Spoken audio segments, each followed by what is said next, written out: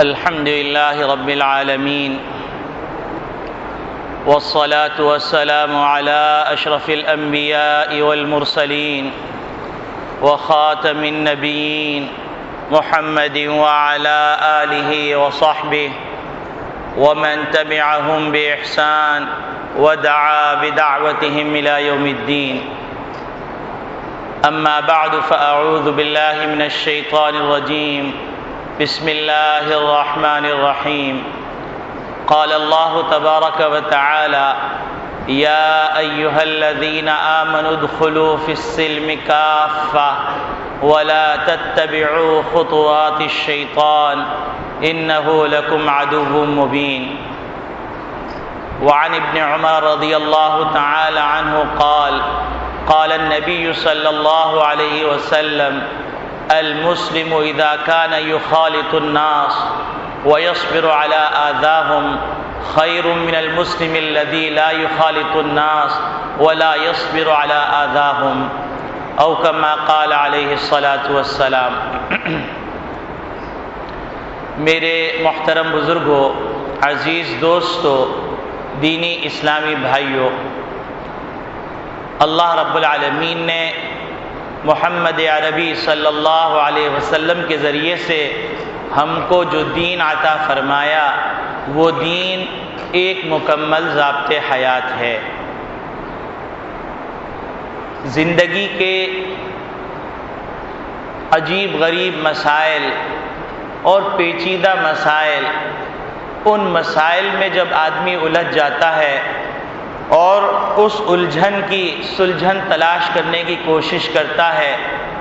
اور دیانتداری سے قرآن اور حدیث کا مطالعہ کرتا ہے، محمد ربی صلی اللہ علیہ وسلم کی شریعت سے استفادہ کرنے کی کوشش کرتا ہے، تو کوئی موقع ایسا نہیں ہوتا کہ اس کی رہنمائی نہ ہوئی ہو. کیونکہ یہ دعویٰ کہ اسلام ایک مکمل ضابط حیات ہے، یہ صرف دعویٰ نہیں ہے، بلکہ یہ ایک اٹل حقیقت ہے. یہ ویسی حقیقت ہے کہ اگر کوئی آدمی دن میں سورج کی روشنی کو دیکھ کر یہ کہے کہ سورج نہیں نکلا، تو کوئی بھی شخص اس آدمی کی بات نہیں مانے گا. اسی طرح قرآن اور حدیث کا مطالعہ کرنے کے بعد کوئی بھی شخص یہ نہیں مان سکتا کہ اسلام کے اندر زندگی کے باریک سے باریک مسائل کے لیے بھی رشد و ہدایت موجود نہ ہو. یہ نہیں ہو سکتا. نبی کریم صلی اللہ علیہ وسلم نے بعض ایسی عجیب غریب ہدایات دی ہیں کہ آدمی ان ہدایات کو پڑھ کر دم بخود رہ جاتا ہے، اور جب اس کو روزمرہ زندگی کے اندر دیکھتا ہے اور اس پہ غور کرتا ہے تو آدمی حیرت میں پڑ جاتا ہے کہ نبی کریم صلی اللہ علیہ وسلم نے ایک مختصر سے جملے کے اندر معاشرتی زندگی کا کتنا عظیم باب اور کتنی عظیم مشکل کی جو گرہ تھی وہ کھول دی. میں نے آپ کے سامنے قرآن کریم کی ایک آیت تلاوت کی اور احادیث مبارکہ میں سے ایک حدیث پڑھی. آیت میں تو اللہ رب العالمین نے یہ ارشاد فرمایا کہ اے ایمان والو، اسلام میں پورے داخل ہو جاؤ اور شیطان کے نقوش قدم کی پیروی مت کرو، کیونکہ یہ شیطان تمہارا کھلا ہوا دشمن ہے. پھر اس کے بعد میں نے ایک حدیث پڑھی جس میں نبی کریم صلی اللہ علیہ وسلم نے بڑی عجیب غریب بات فرمائی. نبی کریم صلی اللہ علیہ وسلم ارشاد فرماتے ہیں: المسلم اذا کان یخالط الناس، ایک مسلمان وہ ہے جو لوگوں سے ملتا جلتا ہے، وَيَصْبِرُ عَلَىٰ آذَاهُمْ، اور لوگوں سے پہنچنے والی تکالیف پر صبر کرتا ہے، اذیتوں پہ صبر کرتا ہے، خیرٌ، وہ بہتر ہے، کس سے؟ من المسلم الذی لا یخالط الناس، اس مسلمان سے جو لوگوں سے ملتا نہیں ہے، ولا یصبر علی آذاہم، اور لوگوں کی طرف سے جو تکالیف پہنچتی ہیں ان پر صبر نہیں کرتا، اس شخص سے، وہ مسلمان جو لوگوں سے ملتا ہے اور لوگوں سے میل جول رکھتا ہے اور مسلمانوں کی طرف سے پہنچنے والی تکالیف پر صبر کرتا ہے، وہ مسلمان بہتر۔ اب کہنے کے لیے نبی کریم صلی اللہ علیہ وسلم نے ایک مختصر سی بات فرما دی، لیکن اس بات کی گہرائی میں جب مطالعہ کیا گیا اور غور کیا گیا تو ایسی عجیب غریب بات فرما دی کہ اگر اس بات کی تشریح بیان کرنے کے بجائے ہم معاشرے کے اندر غور خوض کرنے لگیں اور معاشرے کے اندر دیکھنے لگیں کہ نبی کریم صلی اللہ علیہ وسلم نے یہ کیا بات فرمائی ہے، تو ہمارے معاشرتی بہت سارے مسائل حل ہو جائیں۔ اب معاشرتی مسائل کے اندر آج کل جو ایک بنیادی مسئلہ بنا ہوا ہے، وہ مسئلہ یہ ہے کہ کوئی بھی آدمی کسی کے ساتھ مل کر بیٹھنے کے لیے تیار نہیں۔ وہ ہر شخص عقل کل ہے، ہر شخص اپنے تجربات کو انتہائی تجربہ سمجھتا ہے، اپنی بات کو انتہائی بات سمجھتا ہے، اور ہر شخص اس بات کی دعوت دیتا ہے کہ جو میں سمجھا ہوں، جو میں سوچ رہا ہوں، جو میں کر رہا ہوں، وہی ایک اٹل حقیقت ہے۔ اس کے علاوہ جتنی باتیں کہی جا رہی ہیں، جتنی باتیں سوچی جا رہی ہیں، وہ سب غلط ہیں۔ اس فکر کا نقصان یہ ہو رہا ہے کہ آج خونی رشتے مان پڑتے چلے جا رہے ہیں۔ اب آپ دیکھیے کہ ایک دور ایسا گزرا کہ جب سب بھائی، سب رشتہ دار ایک ہی علاقے میں رہتے تھے اور ایک ہی ہمدردی کا جذبہ رکھتے تھے، ایک دوسرے کے لیے خیرخواہانہ جذبہ رکھتے تھے، لیکن موجودہ زمانے میں آپ دیکھیے تو آپ کو نظر آئے گا بھائی تو بھائی، باپ بیٹے ایک ساتھ رہنے کے لیے تیار نہیں۔ آپ کو نظر آئے گا کہ میاں بیوی جو ان سے زیادہ کلوز قربت کوئی نہیں ہو سکتی، ان سے زیادہ قریبی رشتہ کوئی نہیں ہو سکتا، وہ ایک دوسرے کو برداشت کرنے کے لیے تیار نہیں۔ اور حیرت ہونے لگتی ہے کہ معمولی معمولی باتوں کے اوپر طلاقیں ہو رہی، معمولی معمولی باتوں پہ خلے لیے جا رہے ہیں، معمولی معمولی باتوں پر گھروں کو اجاڑا جا رہا، اور جوں بھی نہیں رینگ رہی۔ اور یہ سب باتیں ایسے معاشرے کے اندر ہو رہی ہیں جس معاشرے کے نبی محمد نبی صلی اللہ علیہ وسلم ہے، اور جس معاشرے کے اندر ایک مکمل ضابط حیات موجود ہے، جس معاشرے کے اندر ایک مکمل نظام زندگی موجود ہے، ایسا بیلنس نظام زندگی موجود ہے کہ اس جیسا بیلنس نظام زندگی نہ پہلے کوئی پیش کر سکا، نہ قیامت تک کوئی پیش کر سکے گا۔ اتنا بیلنس نظام زندگی موجود ہے، اس کے باوجود اس معاشرے کے اندر ایک بھونچال آیا ہوا ہے، اور اتنا عجیب غریب بھونچال، اتنا عجیب غریب بھونچال کہ کہنے کو اللہ والے بھی ہیں، کہنے کو ذکر و اذکار کی محفلیں بھی ہو رہی ہیں، کہنے کو صدقات و خیرات کی بھی بہتات ہے، لیکن معاملات کے اندر ان سے بڑا درندہ کوئی نہیں، ان سے بڑا وحشتناک جانور کوئی نہیں۔ آدمی حیران ہو جاتا ہے۔ دارالفتاء، بڑے بڑے دارالفتاء ہیں، جامعۃ العلوم الاسلامیہ علامہ بن نوری ٹاؤن کا دارالفتاء ہے، دارالعلوم کراچی کا دارالفتاء ہے، فاروقیہ کا دارالفتاء ہے، جامعۃ الرشید کا دارالفتاء ہے۔ بڑے بڑے دارالفتاؤں میں جائیے، آپ حیران رہ جائیں گے، 75% مسائل معاشرتی مسائل، اور ان معاشرتی مسائل کے اوپر اگر غور کیا جائے تو کوئی بھی مسئلہ ایسا نہیں ہے کہ جس مسئلے کا حل نبی کریم صلی اللہ علیہ وسلم دے کے نہیں گئے، اور نبی کریم صلی اللہ علیہ وسلم کی شریعت کے اندر اس مسئلے کا حل موجود نہیں ہے۔ معمولی معمولی بات پر طلاقیں ہو رہی ہیں، معمولی معمولی بات پر خلا لیا جا رہا ہے، معمولی معمولی بات پر رشتے توڑے جا رہے ہیں، معمولی معمولی بات پر ایک دوسرے کے خون کے پیاسے بن جا رہے ہیں۔ اور وجہ کیا ہے؟ وجہ یہ ہے کہ ہم نے اسلام سے اپنا رشتہ توڑا، اور شیطان نے ہم کو ایسا بہکایا کہ شیطان نے شروع کیا یہاں سے کہ پائجامہ ٹخنوں سے اوپر ہو، کیا اسلام اسی کے اندر ہے؟ تو کہا چلو اس کو چھوڑ دو۔ پھر شیطان نے کہا کہ پردہ کرنا کیا اسلام اسی کے اندر ہے؟ چلو پردے کو چھوڑ دو۔ پھر کہا شیطان نے کہ داڑھی کے اندر اسلام رکھا ہے، چلو اسلام کو چھوڑ دو، داڑھی کو چھوڑ دو۔ پھر اس طرح کرتے کرتے کرتے کرتے ایک ایک چیز سے دستبردار کرتے چلے گئے، اور جب دستبردار ہوتے چلے گئے تو نوبت یہاں تک آ گئی کہ انسانوں کی شکل کے اندر درندے وجود میں آ گئے، اور ایسے ہیبتناک اور وحشتناک درندے ہیں کہ بڑے بڑے جو جانور ہیں وہ شرما رہے ہیں انسانوں کو دیکھ کر کہ تم انسان ہو تو ہم جانور ہی بھلے۔ کہ کبھی آپ نے نہیں دیکھا ہوگا کہ کتا کتے کے اوپر حملہ کر رہا ہے، کبھی نہیں دیکھا ہوگا کہ شیر شیر کے اوپر حملہ کر رہا ہے۔ ہاں اتنا ضرور ہے کہ کسی بات پر معمولی سی نا اتفاقی ہو گئی، پھر ایک ساتھ بیٹھ جاتے ہیں۔ محلے کے کتے سب ایک ساتھ رہتے ہیں، محلے کی بلیاں سب ایک ساتھ رہتی ہیں، حتیٰ کہ شیر جنگل کے اندر وہ پورے ایک خاندان اور کنبے کے انداز میں رہتا ہے، اور اس کنبے کی حفاظت وہ اپنی ذمہ داری سمجھتا ہے۔ لیکن انسانوں کا حال یہ ہو گیا کہ انسان بھائی بھائی ایک ساتھ رہنے کے لیے تیار نہیں، بہنیں ایک ساتھ رہنے کے لیے تیار نہیں، میاں بیوی ایک دوسرے کی طبیعت کو برداشت کرنے کے لیے تیار نہیں۔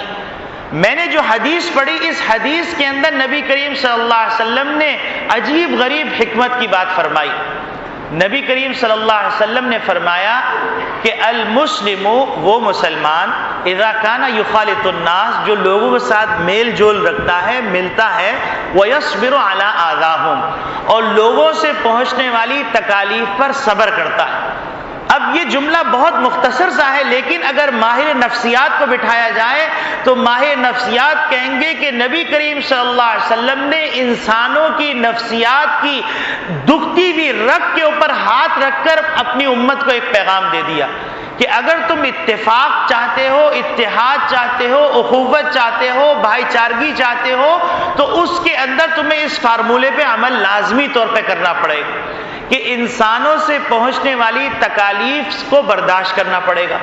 تو ایک دم انسان کے دماغ کے اندر یہ خیال پیدا ہوتا ہے کہ کیا انسان اگر ساتھ رہے گا تو اس میں تکلیفیں پہنچنا لازمی جز ہے؟ ورنہ نبی کریم صلی اللہ علیہ وسلم یہ بات کیوں فرماتے کہ تم جو ہے جب ساتھ رہو گے تو اذیت پہنچے گی، ان اذیتوں پہ صبر کرنا ہوگا، تو تم کو بہتری کا فارمولہ دیا جائے گا، تم کو بہتر قرار دیا جائے گا، تمہیں آخرت کے اندر جنت کی بشارت دی جائے گی۔ جب اس پہ غور کیا گیا تو غور کرنے کے بعد قرآن کریم کی ایک آیت سامنے آئی۔ وہ آیت کیا سامنے آئی؟ وہ آیت سامنے یہ آئی کہ اللہ رب العالمین نے انسانوں کو پیدا فرمایا، اور انسانوں کو پیدا فرمانے کے بعد انسانوں کی پیدائش کے اندر غور کرنے کی دعوت دی، اور انسان کے وجود کے اندر غور کرنے کی دعوت دی۔ جب ہم نے غور کرنا شروع کیا تو ہم کو ایک عجیب غریب بات نظر آئی کہ جتنے انسان حضرت آدم علیہ السلام کے زمانے سے پیدا ہوتے چلے آ رہے ہیں، قیامت تک پیدا ہوتے رہیں گے، وہ تمام انسانوں کا چہرہ کم و بیش ایک بالش کا ہے، اور تمام انسانوں کی 2 آنکھیں ہیں، تمام انسانوں کی 1 ناک ہے، تمام انسانوں کے 2 کان ہیں، تمام انسانوں کے 32 دانت ہیں، تمام انسانوں کی 1 زبان ہے، تمام انسانوں کے 2 ہونٹ ہیں، تمام انسانوں کی ٹھڈی ہے۔ یہ تو سب چیزیں اتفاقی نظر آئیں اور مشترک نظر آئیں، لیکن جب ان انسانوں پہ مزید غور کیا تو مزید غور کرنے کے بعد ہم کو نظر آیا کہ ایک انسان دوسرے انسان سے ملتا نہیں ہے۔ آپ دیکھیے 2 آنکھیں، اتنا بڑا مجمع یہاں پر موجود ہے، اللہ کے برگزیدہ بندے، مسلمان بندے یہاں سب موجود ہیں، اور ان میں بزرگ بھی موجود ہیں، جوان بھی موجود ہیں، بچے بھی موجود ہیں، حتیٰ کہ باپ بیٹے بھی موجود ہیں، لیکن ایک دوسرے سے شکل نہیں مل رہی۔ ایک بالش کا چہرہ ہے، 2 آنکھیں ہیں، 2 کان ہیں، 1 ناک ہے، 1 زبان ہے، 2 ہونٹ ہیں، 1 پیشانی ہے، 1 ٹھڈی ہے، لیکن کسی کا چہرہ مل نہیں رہا۔ یہ تو ایک مجمع کی بات ہو گئی۔ اب اس کو ہم لیتے ہیں قوموں کی سطح پر۔ قوموں کی سطح پہ جب ہم لیتے ہیں تو قوموں کی سطح پہ نظر آتا ہے کہ یورپ کے رہنے والے لوگ ہیں وہ سب سرخ سفید ہیں، لیکن آپ ان کو دور سے دیکھ کے یہ تو کہہ دیں گے کہ یہ یورپ کا رہنے والا ہے، اس کے باوجود ان کے چہرے آپس میں نہیں ملتے۔ پھر اسی طریقے سے افریقہ چلے جائیے،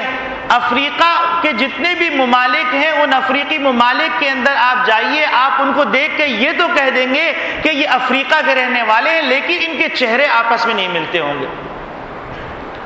حتیٰ کہ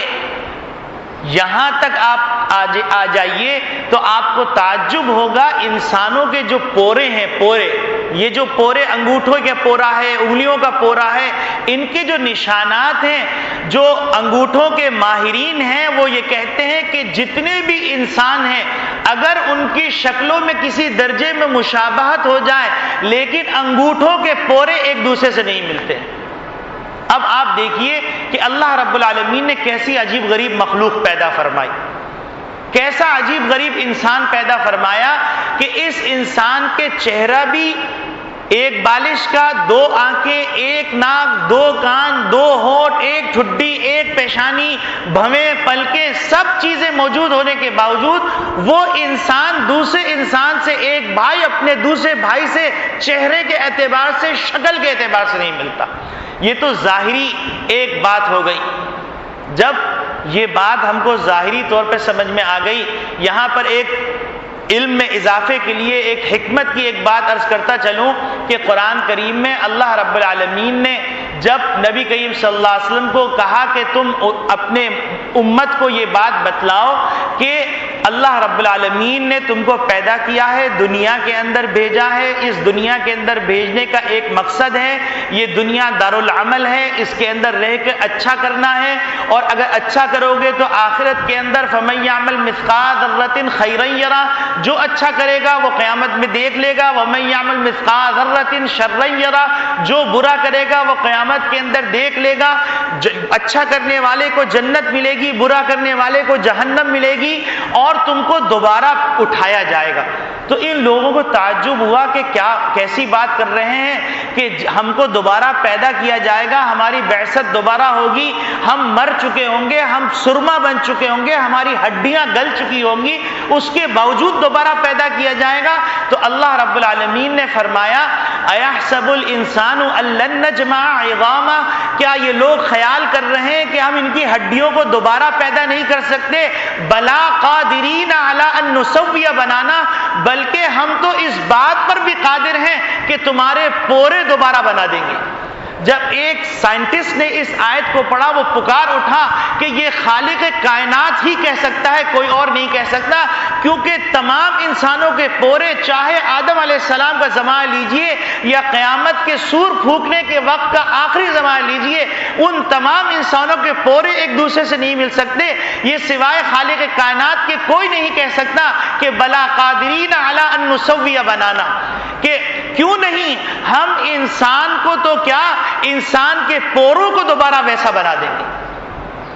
تو میں یہ عرض کر رہا تھا کہ اللہ رب العالمین نے اس انسان کو عجیب غریب مخلوق پیدا کیا، اور اس انسان کے اندر شکلاً کہیں پر رنگ کے اعتبار سے اشتراک ہے تو شکل کے اعتبار سے امتیاز ہے، ایسا عجیب غریب پیدا کیا۔ اب عجیب غریب جب انسان کو پیدا کیا تو یقینی بات ہے کہ جب ظاہر کے اندر انسان میں اتنا اختلاف ہے تو کیا انسان کی طبیعتوں میں اختلاف نہیں ہوگا؟ ایک چھوٹے بچے سے بھی اگر یہ سوال کیا جائے تو وہ بچہ پکار اٹھے گا کہ جب ظاہر کے اندر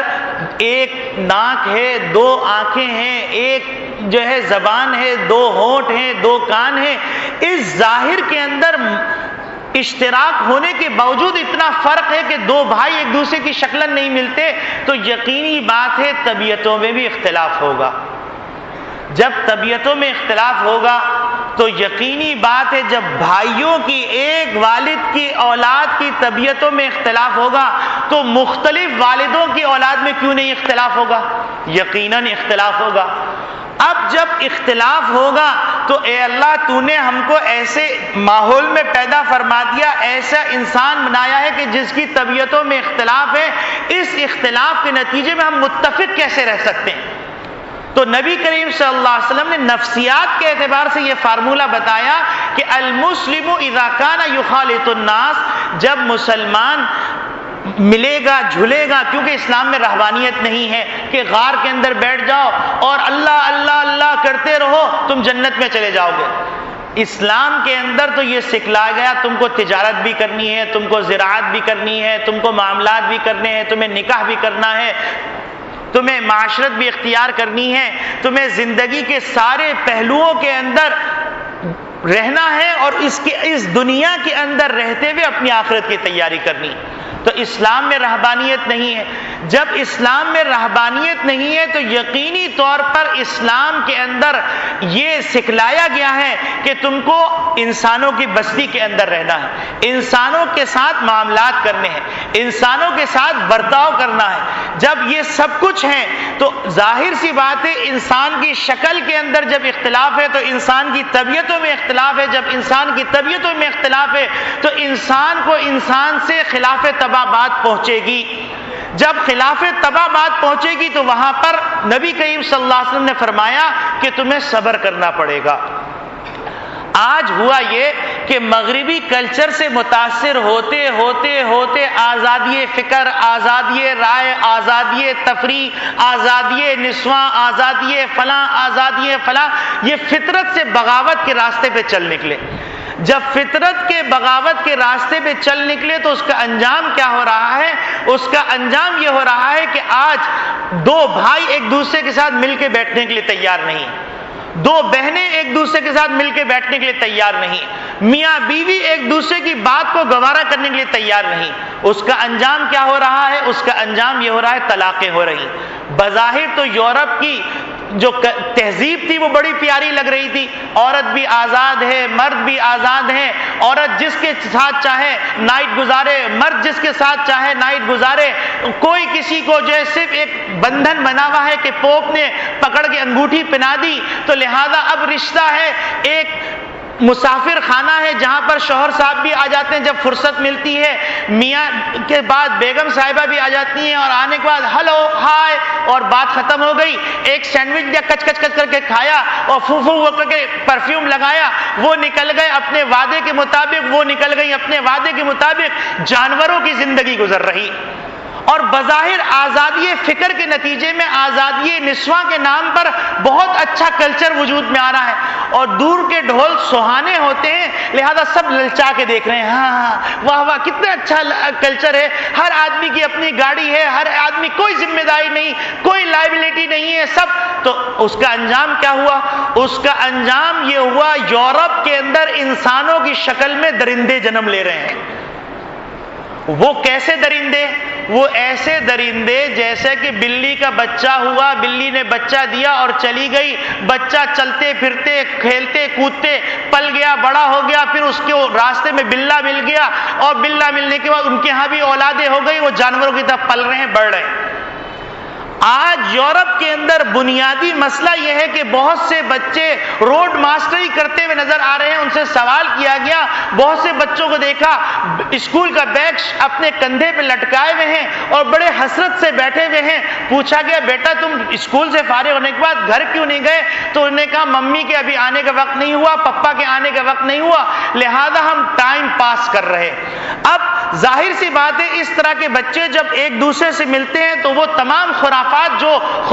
وجود میں آنے چاہیے، جو کلچر کا حصہ بننے چاہیے، فطرت سے بغاوت کرنے کے بعد وہ تمام چیزیں وجود میں آ رہی ہیں۔ اور ایسے بڑے بڑے اسکالرز لکھ رہے ہیں اس بات کو کہ ایسا طبقہ جو اتوار کی نائٹ کو، ہفتے کی نائٹ کو غول غڑپا کرتا ہوا جاتا ہے، جو برگر کہلاتا ہے یا جو ہپی کہلاتا ہے، وہ پوری رات گلیوں کے اندر شور مچاتا، شراب پیتا ہوا، خرمستیاں کرتا ہوا نظر آتا ہے، اور صبح جب ہوتی ہے تو مغرب کا کلچر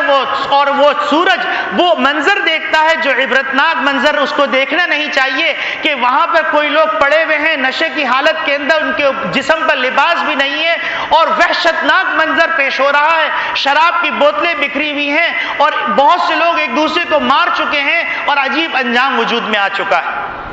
اور ہم اسی نحوست زدہ کلچر کو اڈاپٹ کرنا چاہتے ہیں، اپنانا چاہتے ہیں، اختیار کرنا چاہتے ہیں، اور باقاعدہ اقتدار کے زور پر اس منحوس کلچر کو ہم اپنے کلچر کا حصہ بنانا چاہتے ہیں۔ تو اس کا انجام کیا ہوگا؟ اس کا انجام یہ ہوگا کہ جو ہو رہا ہے، اور ابھی بھی کچھ نہیں گیا، ابھی بھی کچھ نہیں گیا۔ اگر ہم اپنی اولاد کے ہمدرد ہیں، اپنے بہن بھائیوں کے ہمدرد ہیں، اپنے رشتہ داروں کے ہمدرد ہیں، تو ابھی بھی کچھ نہیں گیا۔ ابھی بھی وقت ہے کہ ابھی اولاد کسی درجے میں ہمارے قابو میں ہیں، عورت اور مرد ابھی کسی درجے کے اندر پیجامے کے اندر ہیں۔ لیکن اگر اب مزید وقت گزر گیا تو یاد رکھیے کہ آج یورپ کے اندر باقاعدہ اس طرح کی تنظیمیں وجود میں آ رہی ہیں، اور دیگر علاقوں کے اندر، جن علاقوں کے اندر کلچر نے ترقی کی اور فیشن عام ہوا، یورپی کلچر آیا، تو آج وہاں تنظیمیں وجود میں آ رہی ہیں اس بات کے لیے کہ وہ کاؤنسلنگ کریں کہ میاں بیوی بن کے رہنے میں زیادہ بہتری ہے بنسبتاً بوائے فرینڈ اور گرل فرینڈ بن کے رہنے میں، کیونکہ اس سے جو نسل وجود میں آئے گی اس کی صحیح تربیت کر سکیں گے، اور ہر آدمی کے اوپر لائبلٹی ہوگی، ذمہ داری ہوگی، وہ ان کے اخلاق کی تربیت کریں گے، ان کی تعلیم کی تربیت کریں گے، ان کی فکری اور نظریاتی تربیت کریں گے، ان کو اچھا بتلائیں گے، ان کو برا بتلائیں گے، ان کو صحیح بتلائیں گے، ان کو غلط بتلائیں گے۔ اور اگر اس بات کی فکر نہیں کی گئی، قسم خدا کی میری وحشت زدہ آنکھیں دیکھ رہی ہیں اس ہیبت ناک منظر کو کہ جب شوہر ترس رہا ہوگا بیوی کے لیے اور بیوی ترس رہی ہوگی وفادار شوہر کے لیے۔ اگر اپنے سے ہمدردی ہے، اپنی اولاد سے ہمدردی ہے، اور محمد ربی صلی اللہ علیہ وسلم کی شریعت کو اگر صحیح شریعت سمجھتے ہیں جو یقیناً صحیح شریعت ہے، تو اس صورت کے اندر نبی کریم صلی اللہ علیہ وسلم کی تعلیمات کو زندگی کے ہر شعبے میں اسی حالت کے اندر زندہ کرنا پڑے گا۔ یہ نہیں ہو سکتا کہ آدھا تیتر اور آدھا بٹیر چڑھے، کڑوا کڑوا تھو تھو اور میٹھا میٹھا ہپ ہپ، یہ نہیں چل سکتا۔ اگر ہم اپنے گھر کا سکون چاہتے ہیں، اگر ہم اپنے خاندانوں کا سکون چاہتے ہیں، اگر ہم اپنے معاشرے کا سکون چاہتے ہیں، اگر ہم اپنے علاقوں کا سکون چاہتے ہیں، اگر ہم اپنے کاروباری سینٹروں کا سکون چاہتے ہیں، اگر ہم اپنے تعلیمی اداروں کا سکون چاہتے ہیں، تو ہم کو دوبارہ محمد نبی صلی اللہ علیہ وسلم کی تعلیمات کو اپنی اصل شکل کے اندر رائج کرنا پڑے گا، اپنی زندگی کے اوپر۔ اور آج ہوا کیا؟ آج کل ہو یہ رہا ہے کہ ایک طبقہ یورپ سے متاثر ہو کر اندھی تقلید کے اندر اس کے پیچھے دوڑا چلا جا رہا ہے، اور کتنے افسوس کی بات ہے، کتنی عبرت کی بات ہے کہ ایسے واقعات وجود میں آ رہے ہیں کہ معمولی تقریبات ہیں اور اس کے اندر کریٹ آ رہے ہیں، بظاہر دیکھنے والا سمجھ رہا ہے کہ پیپسی اور 7 اپ آ رہے ہیں، حالانکہ وہ شراب کے کریٹ آپ کے اپنے معاشرے کے اندر۔ وہ شراب جس کے بارے میں نبی کریم صلی اللہ علیہ وسلم نے ارشاد فرمایا الخمر جماع الاثم، کہ شراب گناہوں کو جمع کرنے والی، اور وہ شراب شربت کے طور پہ پیش کی جا رہی، اور باضابطہ طور پر جس کو اشراف کہتے ہیں، اعلیٰ طبقہ کہتے ہیں، ان طبقے کے اندر یہ معمولی بات ہے، معمولی واقعہ۔ آپ مجھے بتلائیے، یورپی کلچر ہو، شراب کا جام ہاتھ میں ہو اور وہ حلق سے انڈیل دیا جائے، اس کے بعد کیا وہ انسان باقی رہے گا؟ وہ درندہ ہوگا۔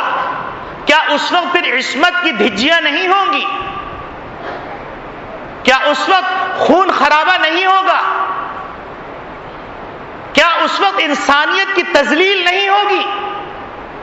کن بھول بھلائیوں میں پڑ گئے ہم لوگ، کن بھول بھلائیوں میں پڑ گئے؟ کون سی روشن خیالی اور کون سا روشن کلچر ہم اپنا رہے ہیں؟ اللہ رب العالمین تو فرما رہے ہیں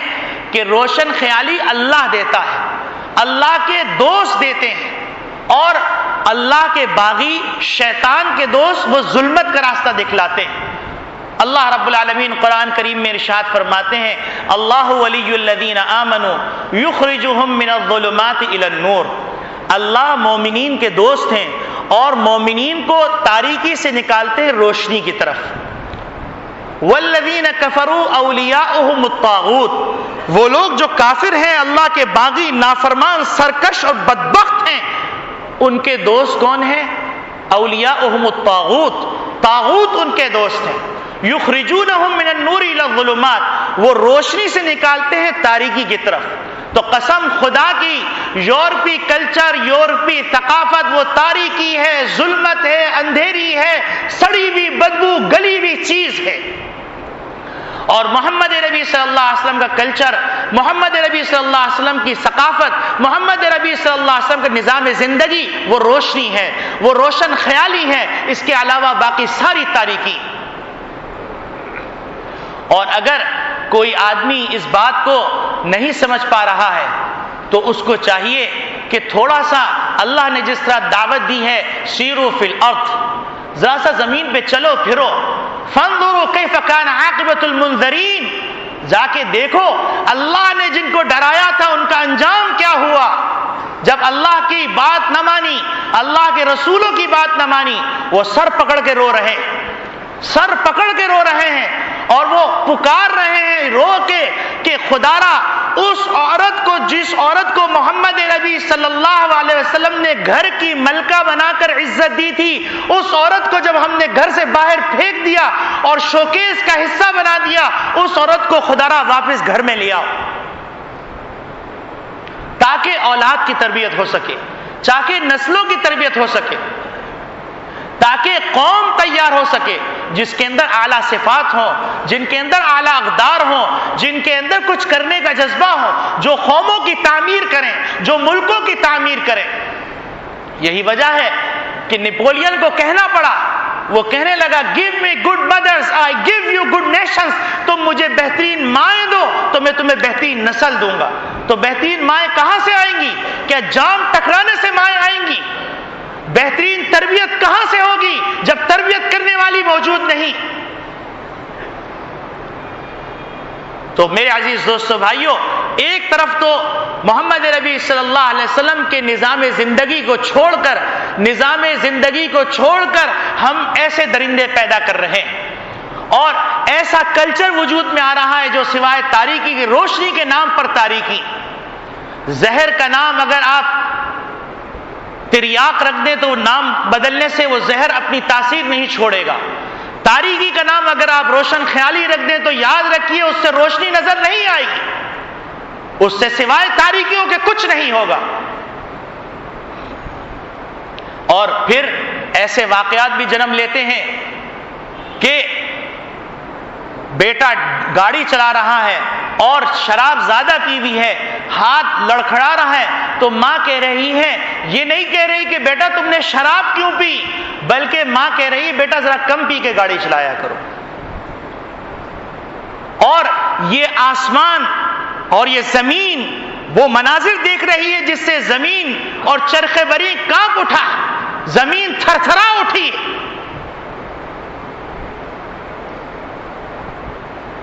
اور دوسری طرف محمد نبی صلی اللہ علیہ وسلم کی تعلیمات کو ہر ایک نے اپنے اپنے عقل سے، اپنے اپنے انداز سے محفوظ کیا اور اس کے اوپر چل رہے ہیں اور سمجھ رہے ہیں ہم دین میں پورے ہیں۔ ایسے لوگ بھی وجود میں آ رہے ہیں کہ اگر ان کی ذاتی زندگی کو دیکھیے تو وہ فرعون سے کم نہیں ہے، اور ان کی معاشرے کے اندر تصویر دیکھیں تو جنید بغدادی سے کم نہیں۔ آپ اگر دیکھیں گے تو آپ کو ایسے افراد بھی مل جائیں گے کہ عمامہ باندھے ہوئے ہیں، بہت شاندار داڑھی رکھی ہوئی ہے اور 10,000 دانوں کی تسبیح ہو کر کے چلا رہے ہیں، لیکن ان سے زیادہ بد اخلاق کوئی نہیں، ان سے زیادہ خود غرض کوئی نہیں، ان سے زیادہ بد کردار کوئی نہیں۔ ایسے لوگ بھی وجود میں آ رہے ہیں اور وہ سمجھ رہے ہیں کہ اسلام کس بات کا نام ہے؟ اسلام اس بات کا نام ہے کہ آپ گلے میں مالا ڈال لیجئے، گندے میلے کچیلے کپڑے پہنے رہیے اور ظاہر یہ کیجئے کہ آپ کا دنیا سے کوئی تعلق نہیں ہے، لیکن دل کے اندر دنیا بھری ہوئی ہے، اور فرعون سے زیادہ بدتر حالت ہے۔ اور اللہ معاف فرمائے، ہم نے یہ سمجھا کہ اسلام نام ہے عبادات کا اور ذکر و اذکار کا، کسی کو بھی دینداری کا شوق ہوتا ہے تو دینداری کا شوق ہونے کے بعد مولوی صاحب السلام علیکم، وعلیکم السلام، اللہ نے مجھے سمجھ دے دی، آپ مجھے ذرا کوئی تسبیح ایسی بتلا دیجئے کہ میں جو اس تسبیح کا خوب ورد کروں وہ بڑا فائدہ ہو۔ یہ نہیں پوچھتا کہ مجھے بتلا دیجئے کہ میں نے اپنی بیوی کا جو حق تلف کیا ہے اس حق تلف کرنے کے نتیجے میں میرا جہنم میں انجام کیا ہوگا۔ یہ نہیں پوچھتا کہ میں اپنے ماں باپ کی جو بے حرمتی کرتا ہوں اس بے حرمتی کے نتیجے میں مجھے جہنم میں کون سے گڑھے کے اندر جگہ ملے گی۔ وہ یہ نہیں پوچھتا کہ میں نے اپنے بھائی کا جو حق غصب کیا ہے اس حق غصب کرنے کے نتیجے میں میرے لیے کیا تباہی رکھی ہوئی۔ تو میرے عزیز دوستو بھائیو، محمد نبی صلی اللہ علیہ وسلم ایک روشن دین لے کے آئے ہیں، ایک مکمل ضابط حیات لے کے آئے ہیں۔ اب مکمل ضابط حیات کو اپنانے کے لیے ہم کو سیکھنا پڑے گا، ہم کو سمجھنا پڑے گا کہ محمد نبی صلی اللہ علیہ وسلم نے عقائد میں کیا احکامات بیان فرمائے، کیا تعلیمات دیں، کیا رہنمائی فرمائی۔ ہم کو سیکھنا پڑے گا کہ نبی کریم صلی اللہ علیہ وسلم نے عبادات کا طریقہ کیا سکھلایا، ہم کو سیکھنا پڑے گا کہ معاملات کا طریقہ کیا سکھلایا، ہم کو سیکھنا پڑے گا محمد نبی صلی اللہ علیہ وسلم کی معاشرت کیسی تھی، ہم کو سیکھنا پڑے گا کہ محمد نبی صلی اللہ علیہ وسلم کے اخلاق کیسے تھے۔ اور یہ پاکستان اسی غرض سے بنا ہے، اور 50 لاکھ ماؤں بہنوں بہو بیٹیوں نے قربانیاں جو دی ہیں وہ صرف اور صرف اس لیے دی گئی کہ پاکستان کا مطلب کیا، لا الہ الا اللہ۔ اور اگر آپ اس وقت کی تاریخ اٹھا کے دیکھیے، اس وقت کی تقاریر اٹھا کے دیکھیے تو وہاں پر بانیین کے جملے ملیں گے آپ کو۔ انہوں نے کہا کہ ہم نے پاکستان اس لیے حاصل کیا ہے کہ تاکہ دنیا کو ایک ایسی سوسائٹی دکھا سکیں، ایک ایسا ملک دکھا سکیں کہ جہاں پر پورا اسلام چلتا پھرتا نظر آ رہا، تاکہ ہم یہ کہہ سکیں، یہ نہ ہو کہ ہم سے کوئی پوچھے اسلام کیا ہے تو ہم کہیں جا کے سیرت طیبہ کا مطالعہ کر لیجئے، جا کے آپ مدرسے میں دیکھ لیجئے، آپ جا کے خانقاہ میں دیکھ لیجئے، آپ جا کے مسجد میں دیکھ لیجئے۔ بلکہ یہ ملک اس لیے بنایا گیا ہے تاکہ ہم دنیا کو بتا سکیں کہ اگر اسلامی معاشرت دیکھنی ہے تو پاکستان میں جا کے دیکھیے، اسلامی اخلاق دیکھنے ہیں تو پاکستان میں جا کے دیکھیے، اسلامی معاملات دیکھنے ہیں تو پاکستان میں جا کے دیکھیے، اسلامی عبادات دیکھنے ہیں تو پاکستان میں جا کے دیکھیے۔ عجیب بے اعتدالی، ایک طرف تو دوڑے چلے جا رہے ہیں اور یہ سمجھ رہے ہیں کہ ہم نے کہہ دیا لا الہ الا اللہ محمد رسول اللہ، بس اب ہم مسلمان ہیں، جنت الفردوس ہمارے لکھ دیا گیا ہے، اب ہم چاہے شراب پئیں، جوا کھیلیں، زنا کریں اور دنیا کی جو خرافات کریں، ہمارے جنت کے ہم ٹھیکیدار۔ اور دوسری طرف ایک ایسا طبقہ وجود میں آ رہا ہے جو اسلام کے نام پر عجیب غریب نئی شریعت کو وجود بخش رہا ہے۔ کوئی آدمی اسلام کے نام پر زور دے رہا ہے کہ بس اب آپ جو لمبا جھبا پہن لیجئے، عمامہ باندھ لیجئے، گلے میں ایک چادر ڈال لیجئے اور بس ہو کرتے رہیے آپ صبح سے شام تک۔ اور کوئی ایک ایسا طبقہ بھی وجود میں آ گیا نعوذ باللہ من ذالک، وہ کہتا ہے مسجد کے اندر منبر رسول پہ بیٹھ کے ان کا شیخ کہہ رہا ہے کہ بھیا ہم تو غوث پاک کے کتوں کے بھی کتے ہیں اور کتوں کا کام ہے بھونکنا، لہذا میں کہتا ہوں بھو تم بھی کہو بھو۔ باقاعدہ آپ حیران ہو جائیں گے، وہ آپ دیکھیں، آپ سائٹ پہ جائیے، جا کے دیکھیے تو آپ کو نظر آئے گا کہ وہاں پر باقاعدہ بیٹھے ہوئے اور وہ کہہ رہے ہیں بھو بھو، پوری مسجد بھو بھو کر رہی اور سمجھ رہے ہیں ہم اللہ کا قرب حاصل کر لیں۔ اور ایک طبقہ اسلام کے نام پر ایسا وجود میں آ گیا ہے کہ وہ طبقہ مسجد کے اندر نماز کے وقت کے اندر کھڑا ہو جاتا ہے، گول دائرہ بنا کر، لمبے لمبے جھبے پہنے ہوئے ہیں اور عمامہ باندھا ہوا ہے اور ہاتھ میں تسبیح لی ہوئی ہے اور باقاعدہ گول دائرہ بنا کر جیسے اٹک کا ڈانس ہو رہا ہو اور گول دائرہ بنا کر کھڑے ہو جاتے ہیں، بیچ میں ایک مکھنچو کھڑا ہو جاتا ہے اور وہ اللہ کر رہے ہیں اور سب ناچ رہے ہیں اس کے ساتھ۔ یہ اسلام ہے، یہ اسلام کی ترویج ہے۔ اور ایک طبقہ ایسا وجود میں آ گیا ہے، وہ طبقہ کہتا ہے میاں ہم تو نماز پڑھتے ہیں، ہم نوافل پڑھتے ہیں، ہم قرآن کی تلاوت کرتے ہیں، ہم تسبیحات پڑھتے ہیں، ہم خانقاہ میں جاتے ہیں، لیکن معاملات کے اندر ہمارا سودی کاروبار ہے، یہ تو معاملات ہے، اس میں اسلام کچھ نہیں کہتا۔ ہم سٹے کا کاروبار کر رہے ہیں، اس کی کوئی ضرورت نہیں، ہم ملاوٹ کر رہے ہیں، باقی ہم دیندار ہیں، ہمارا نام حاجی صاحب ہے، ہم حاجی صاحب ہے، الحاج لگا ہوا ہے، بڑا موٹا سا الحاج، لیکن فرعون بھی شرما جائے، ابو جہل بھی شرما جائے، ایسے بڑے بڑے فرعون وجود میں آ گئے۔ تو میرے عزیز دوستو بھائیو، اللہ رب العالمین نے محمد نبی صلی اللہ علیہ وسلم کے ذریعے سے جو نظام زندگی عطا کی ہے، اس نظام زندگی کو علماء اکرام سے سیکھیے اور علماء اکرام سے سیکھ کر اپنی زندگی کا حصہ بنائیے۔ اور محمد نبی صلی اللہ علیہ وسلم نے یہ جو بات فرمائی ہے کہ المسلم اذا کان یخالط الناس ویصبر علی آذاہم، کہ آپ اپنے اندر تحمل پیدا کیجئے۔ آج تحمل ختم ہو جانے کے نتیجے کے اندر میاں بیوی میں نباہ نہیں ہو رہا ہے، بھائی بھائی میں نباہ نہیں ہو رہا ہے، باپ بیٹے میں نباہ نہیں ہو رہا، شرکا کے اندر آپس میں نباہ نہیں ہو رہا، استاد شاگرد میں نباہ نہیں ہو رہا ہے، شیخ مرید کے اندر نباہ نہیں ہو رہا ہے، اور حاکم محکوم میں نباہ نہیں ہو رہا ہے۔ ایک افراتفری ہے، اس افراتفری کے اندر دوڑے چلے جا رہے ہیں۔ کسی نے کہہ دیا اسلام، سب اس کے پیچھے دوڑنے لگے۔